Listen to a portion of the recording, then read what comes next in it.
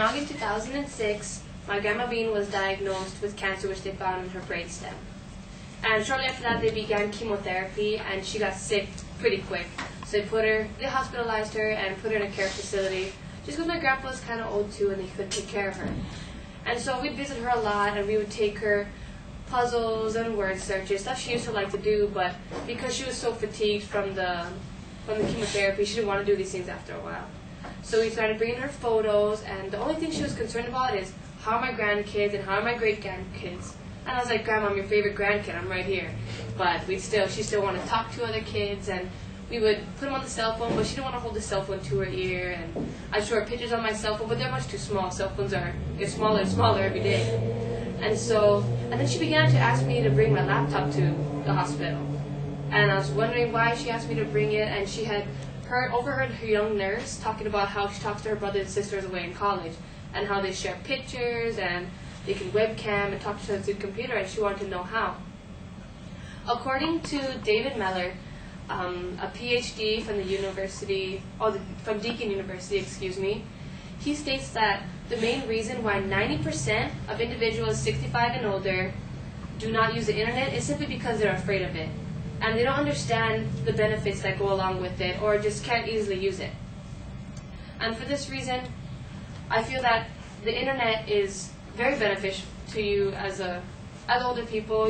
Keep connected with your family and avoid that social isolation that a lot of you feel.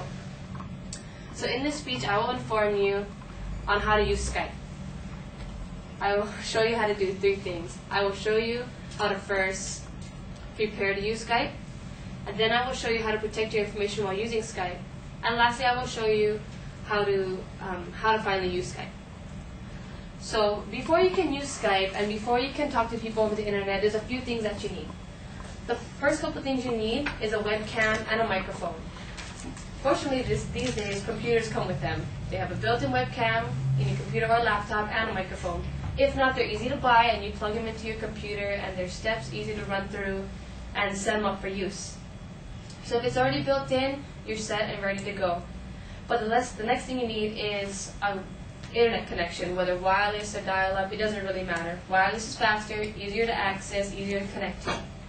Once you're connected to the internet and all your webcam is set up, you want to go ahead and open up your Internet Explorer or whatever internet source you choose to use, and you're going to type in the URL box www.skype.com. Skype.com is completely free, and it offers international calling and video webcamming, instant messaging to whoever you choose to contact with. Once you have logged on, the main page will come up, and on the top right-hand corner, you will see in a blue box, Join Skype. Here, after you click this, a new web page will come up, and it'll ask you for contact information. The first few things they ask for is your first and last name and your email address to be typed twice. These things will be used for when people want to search you and add you as contacts. Also, your email address will be used if you forget your password. Your password will be sent to your email, and people can search you through that way too. So once you've entered those things in, you enter in other contact information like your sex and your birthday, and maybe even your state or city where you live for easier finding when people try to find you as contacts. After that, it'll ask you for a Skype name. This is your display name when you're using Skype. It can be anything you want. It can be a real name, a nickname, it could be a sentence, I love cats and dogs, whatever you choose. But for simplicity reasons, we're going to use your real name, first and last, and you maybe want to add a number to have that uniqueness. Because in Skype, you can only use, everybody has their own name, you cannot repeat a Skype username. Once you've done that, it's going to ask for a password. Here is where the security begins. You want your password to be anywhere from 6 at minimum to 20 characters long. You want to incorporate capital letters, special characters, and even numbers, just to make it that more unique and harder for people to figure out. And it's going to ask you to type in twice to eliminate errors in your typing and make sure you can remember. And also make sure your password and your username are things you can remember often. And if you don't, write it down, hide it, don't throw it in your jeans and throw it in the washer, then you'll forget it. So once you have done that, the next security precaution it takes is a security text. It gives you a white box of anywhere from 6 to 10 letters and numbers that are kind of contorted and distorted and maybe hard to read, but it's asking you to type it in the box below. If you can't read it, then go ahead and press refresh, it'll give you a new set of letters and numbers. If you can't read it again, go ahead and click listen and you can hear it and type as you hear. After you've done all that, get to the bottom and hit I agree and continue. And it'll take you to the last 4 steps of installation because you are now joined. To install, you just follow those 4 steps and an icon will appear on your desktop. Now you're ready to use. Now that you know how to prepare for Skype and you have all the things necessary to begin, before you can use it, I'm going to teach you first how to secure your information. Skype.com offers many things on its homepage, and this is where I want you to refer to every time you want to find out any kind of information, how to contact Skype, and any other questions you may have. So once you visit the homepage, www.skype.com, on the bottom, if you scroll all the way to the bottom, on the bottom right-hand corner, it says privacy policies. There's also in the middle a security link. But first, let's talk about the privacy policies. Once you click that, a new window comes up. And here, they talk about a lot of, they offer many tabs. Like one of the tabs says, how does Skype protect my information and can I modify my privacy policy? Another tab says, how can I contact Skype about any questions I have? There's many tabs you can view, you can read it and all, and the most important one is contact us. So you can go ahead, if you can't understand any of that on there, it's okay, go ahead and pick up a phone and call them, they'll answer it more quick. Another way to protect your information is that password. According to Skype.com, your password is very crucial. Again, I'm going to reiterate that you need to have capital letters, make it long, and something you remember, but something very unique. And that is the one way to protect your information. Now that you know how to protect your information, you are now ready to use Skype. Once you have everything set up, you're confident that everything is protected, you may use Skype. When you click on that icon on your desktop, it'll pull up a sign-in box. It'll be a white box that asks for first your Skype name, then your password. Go ahead and enter them in and sign in. And once you're in, you'll see a screen, and